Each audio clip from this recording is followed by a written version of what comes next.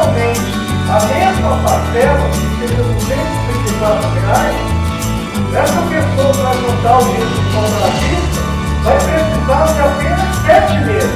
Então, se eu comprar parcelado, eu estaria pagando 10 parcelas de 234. Se eu tiver um pouquinho de paciência, eu vou juntar.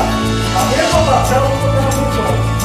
Se 7 parcelas pode fazer essa obrigação, você vai ter o dinheiro para comprar a vista. Então, as pessoas que têm mesmo forte, né, que conseguem comprar coisas, que vão também